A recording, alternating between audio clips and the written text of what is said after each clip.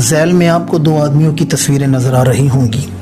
ان میں سے ایک عرب کا مشہور عالم دین عبداللہ القسیمی ہے اور دوسرا اسلام کا بہت بڑا مخالف جوزف ایسٹس ہے۔ یہ دو تصویریں دو کہانیاں ہیں، دو واقعات ہیں، دو نظریات ہیں۔ آئیں ان دونوں کا انجام سنتے ہیں اور اللہ سے پناہ مانگتے ہیں۔ بسم اللہ الرحمن الرحیم۔ سورہ حج کی آیت نمبر 46 میں اللہ کریم نے ارشاد فرمایا فَإِنَّهَا لَا تَعْمَى الْأَبْصَارُ وَلَكِنْ تَعْمَى الْقُلُوبُ الَّتِي فِي الصُّدُورِ۔ فرمایا حقیقت یہ ہے کہ آنکھیں اندھی نہیں ہوتی بلکہ سینوں میں جو دل ہیں وہ اندھے ہو جاتے ہیں۔ یاد رکھیں آنکھ کا اندھا پن اتنا نقصان دہ نہیں ہے جتنا دل کا اندھا پن ہے۔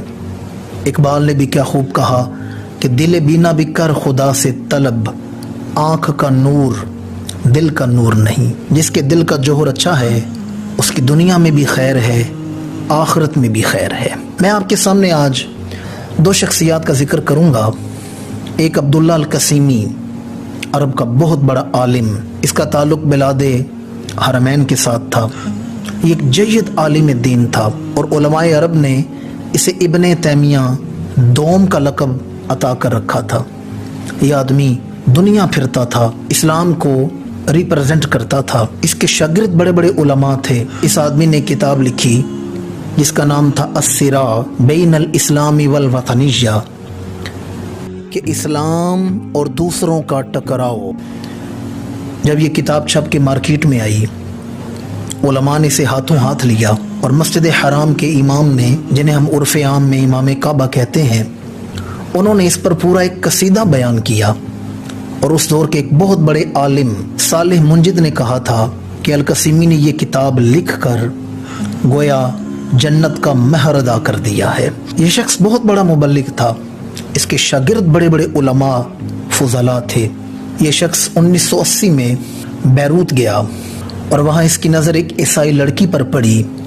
اسے اس لڑکی سے محبت ہو گئی۔ یہ اس کے حسن میں ایسا کھویا کہ اپنا مقام بھول گیا، اپنا مرتبہ بھول گیا۔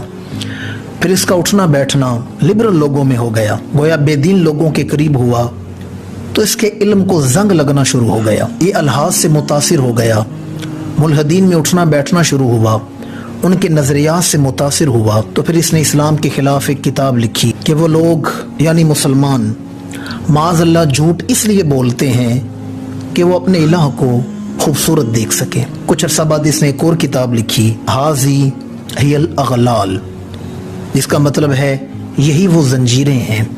اس کتاب میں شاعر اسلام کا مذاق اڑایا گیا، نماز، روزہ، حج اور دیگر معمولات کو گلے کا توق کہا گیا اور زنجیریں کہا گیا۔ اور ایک وقت ایسا آیا کہ عبداللہ القسیمی جو بہت بڑا جید عالم تھا اور جس کی کتابوں پر حرمین کے علماء قصیدہ گوئی کرتے تھے، وہ شخص اللہ کے وجود کا منکر بن گیا اور اپنے ملحد ہونے کا اعلان کیا، تاکہ 1990 میں زمین اس کے ناپاک وجود سے پاک ہو گئی۔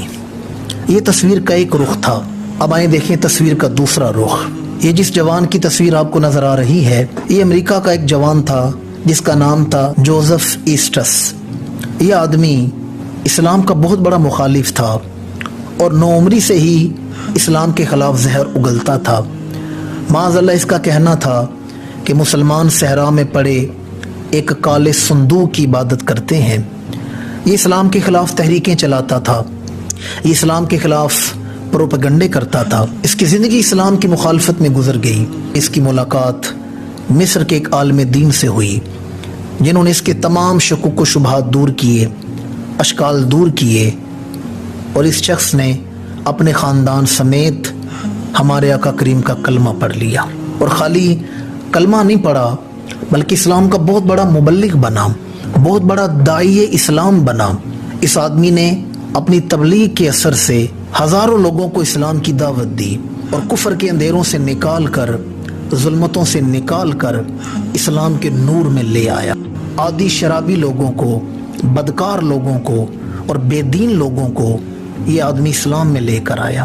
جب اس نے کلمہ پڑھا تو اس نے اپنا نام بدل کر यूसुफ रख लिया। और फिर 2003 में ये शख्स जो पहले जोसेफ ईस्टस था अब यूसुफ बन के जन्नत का हकदार बन के दुनिया से गया है। आपने तस्वीर के दोनों रुख देख लिए कि एक शख्स मुसलमानों के घर में पैदा हुआ और बलाद हरमैन में पैदा हुआ और फिर बहुत बड़ा जय्यद आलिम था जिसकी किताबों की कसीदा गोई हरमैन के इमाम करते थे और उलमा कहा करते थे कि ये आदमी अपने कलम से जन्नत का मेहर अदा कर रहा है। और जन्नत का मेहर अदा करने वाला दुनिया से बेदीन होकर गया, मुल्हिद होकर गया। और एक आदमी जो शुरू से इस्लाम दुश्मन है दुनिया से गया है तो सीने में इस्लाम का नूर लेकर गया है।